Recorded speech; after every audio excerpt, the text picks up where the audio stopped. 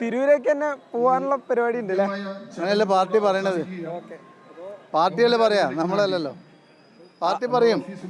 നമ്മളെ സംബന്ധിച്ച് തിരൂര് വർഷങ്ങളായി പിന്നോക്കം നിൽക്കുക. ഇടതുപക്ഷ ഗവൺമെൻറ് വരുന്ന സമയത്ത് കൊടുക്കുന്ന പണം നല്ല രീതിയിൽ വരെ ഉപയോഗിക്കാൻ അവർക്ക് പറ്റിയില്ല. അപ്പോൾ ഏറ്റവും പിന്നോക്കം നിൽക്കുന്ന ഒരു പ്രദേശമായി തിരൂര് ശരിക്കും കേരളത്തിൽ തന്നെ ഏറ്റവും വലിയൊരു ഇടത്തരം പട്ടണമായി മാറേണ്ട ഒരു സ്ഥലമാണ് തിരൂര്.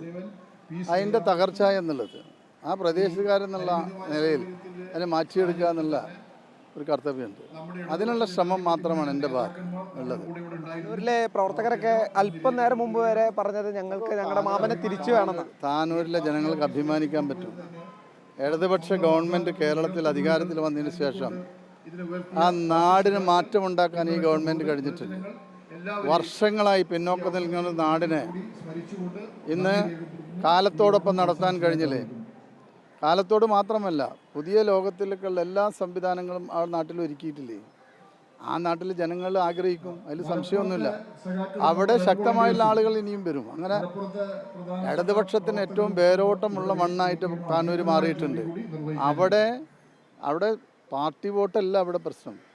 അവിടുത്തെ ജനങ്ങൾ ആഗ്രഹിക്കുന്ന നാടിൻ്റെ മാറ്റം, അത് ഇടതുപക്ഷത്തിൻ്റെ പ്രതിനിധി ആര് വന്നാലും അവിടെ ജയിക്കും, ഒരു സംശയമാണ്.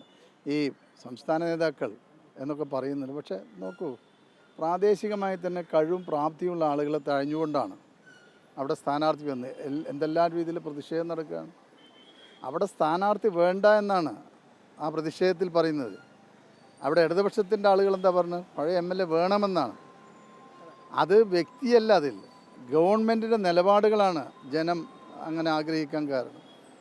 അപ്പോൾ എന്തുകൊണ്ടും ഇടതുപക്ഷത്തിൻ്റെ പ്രതിനിധി താനൂരിൽ വിജയിക്കും, ഒരു സംശയവും വേണ്ട.